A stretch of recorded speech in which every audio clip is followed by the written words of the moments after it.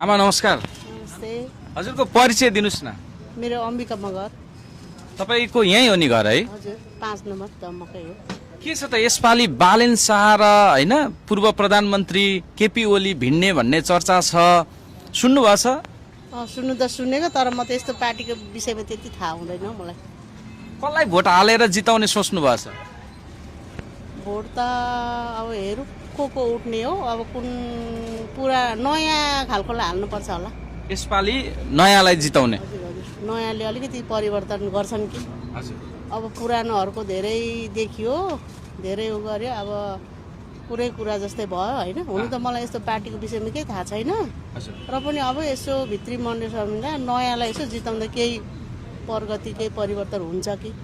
अब नयाँ पिँढीहरूले अलिकति गर्दाखेरि अलिकति नयाँ परिवर्तन, अब पढे लेखे केटाकेटी होइन अब नेपालमा पाइँदैन, अलिकति नेपालकै केटाकेटी नेपालमै पढेर नेपालमै सदुपयोग गर्नु पाए राम्रो।